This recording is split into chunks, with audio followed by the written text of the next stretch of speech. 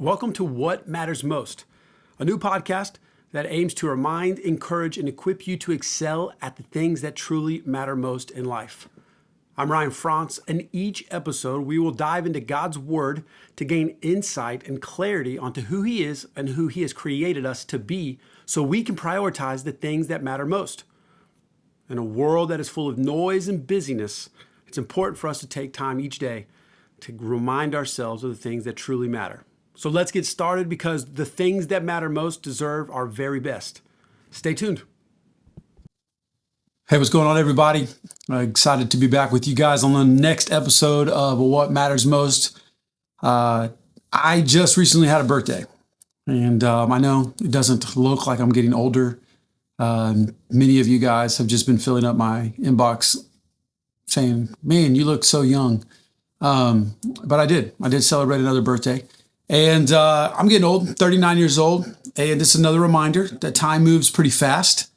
You don't need me to tell you this because you're witnessing it all around you. I think about it, and it's probably easier seen in my own home when I think about the fact that my youngest is now 7 years old, which means no more diapers, no more bottles. We're past all those kind of things. And it can be easy because she's the youngest to still kind of call her or look at her as our, quote unquote baby. But it definitely doesn't feel that way anymore.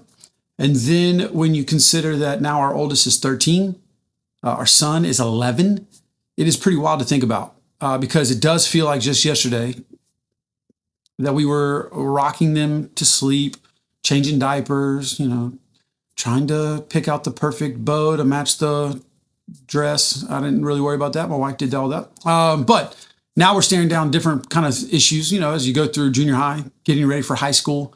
There's the pressures, the friendships, the extracurriculars. There's all these outside forces that start leaning in that sometimes as a parent, you feel like you just can't protect them from, and you're really not supposed to, and our role then begins to start helping equipping him to grow in their faith.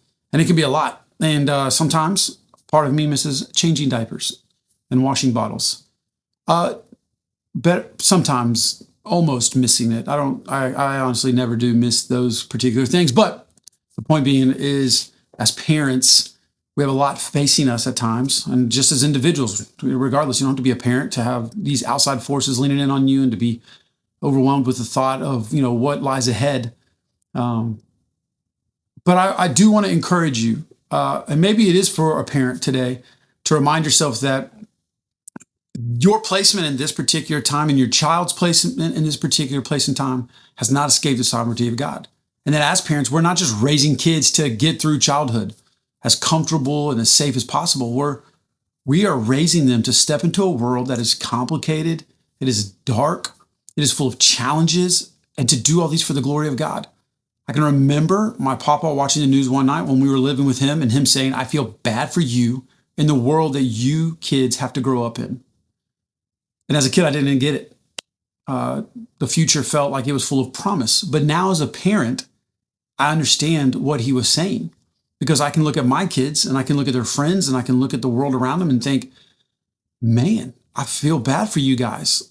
I worry sometimes on your behalf. I look and go, gosh, what a brokenness that is prevalent around us. What a disconnected world.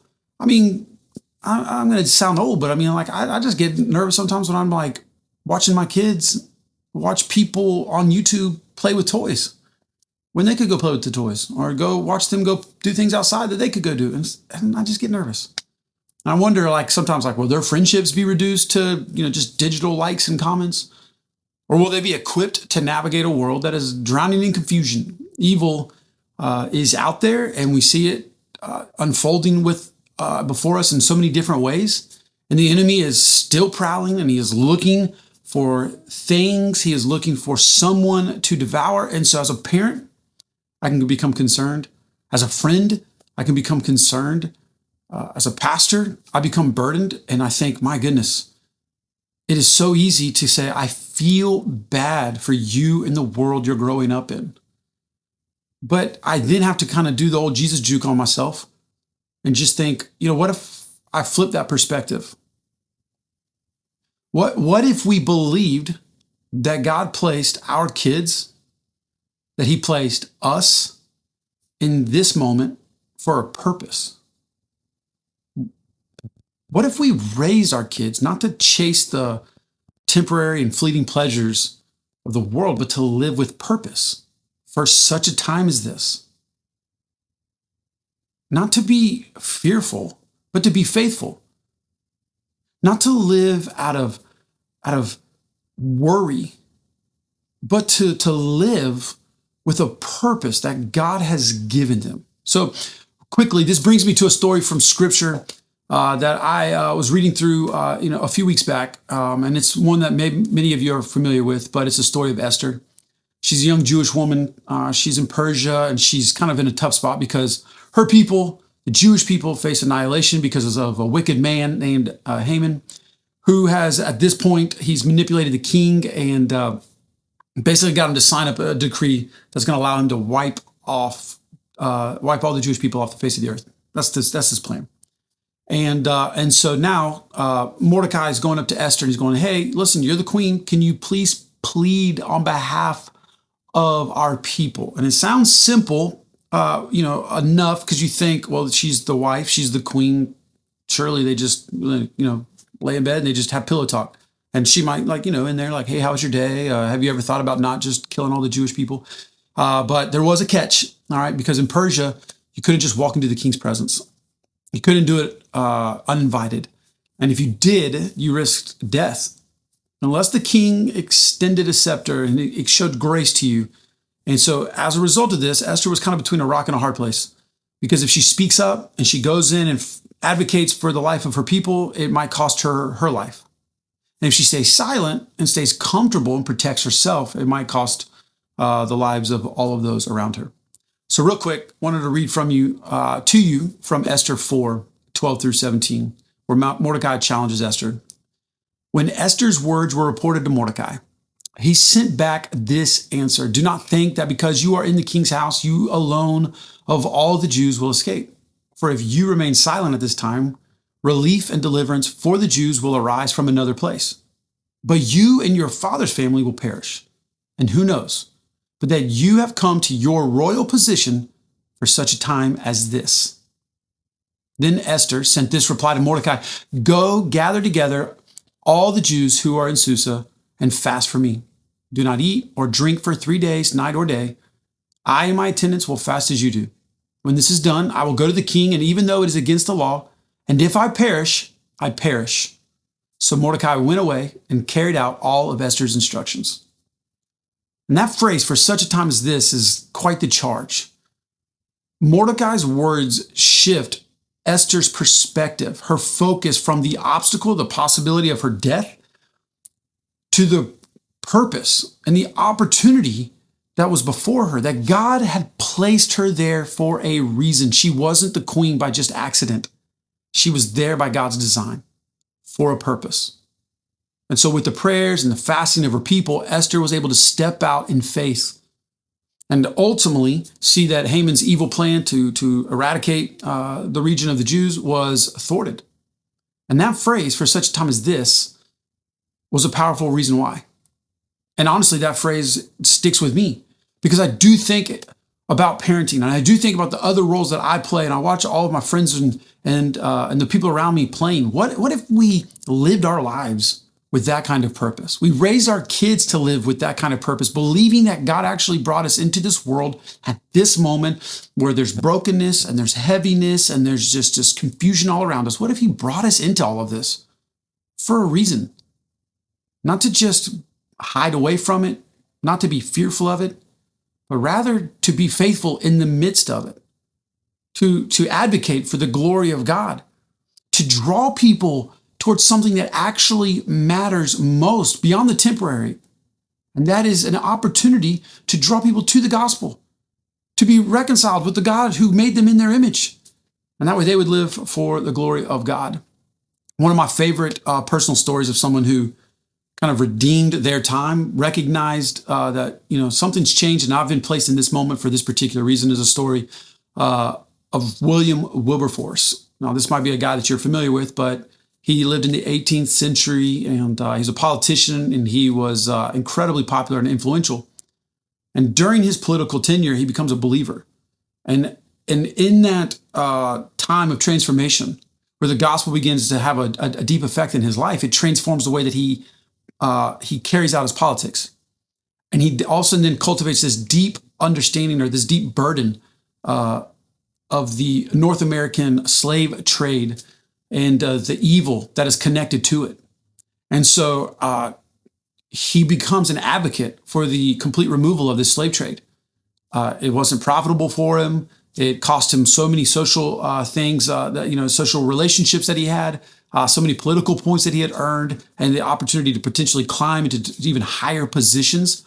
And it would have been convenient for Wilberforce to look at the world and just kind of go, man, this is way too big of an opportunity for me to even step into. There's too much money involved. There's too many powerful people involved. And yeah, I recognize this as evil, but it's just more comfortable for me to stay away. But rather,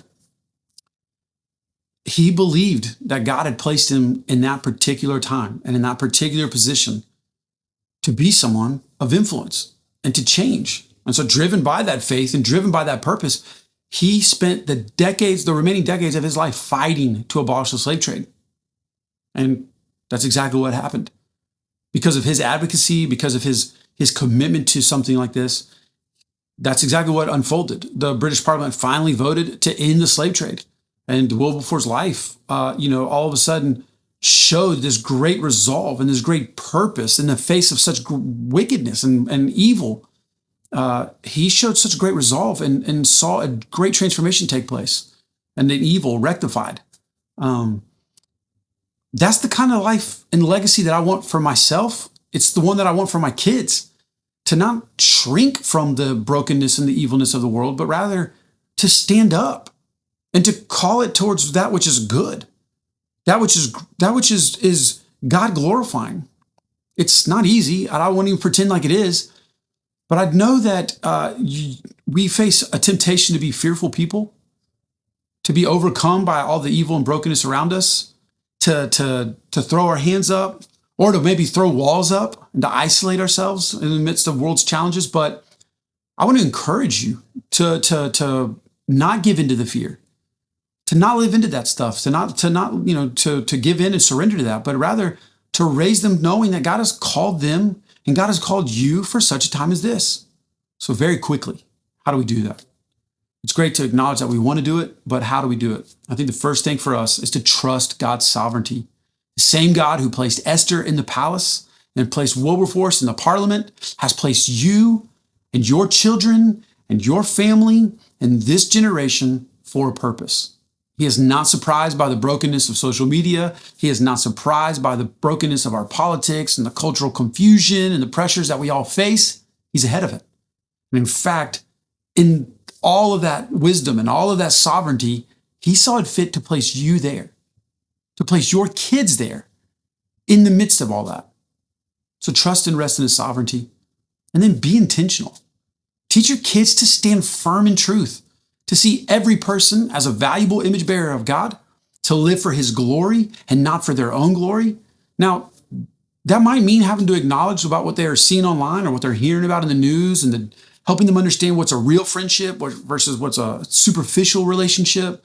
It might be showing them how to pray through tough decisions and navigate difficulties of life, but be intentional about cultivating that in your own life and about cultivating in your home.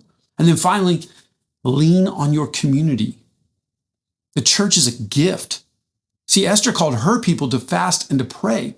Wilberforce relied on the wisdom and the discernment of his friends and those that were in the faith community to sit there and to encourage him and to fortify his resolve. And you are not exempt to that. I am not exempt to that. We need the church. We need our church family and friends to walk with us in this. Our roles are difficult, but if we want to be the men and women that God's created us to be for such a time as this, then we need others to run alongside us to help us be all that God has created us to be. So find people who are in your corner. Find people who will pray and push you towards faithfulness and not towards fear. I know it can feel easy to be intimidated. The future feels daunting. The world feels broken. And the evil one is working incredibly hard to make us feel overwhelmed and overcome. But God is sovereign. And your placement in this time has not escaped his sovereignty. So rest, knowing that you have been placed here.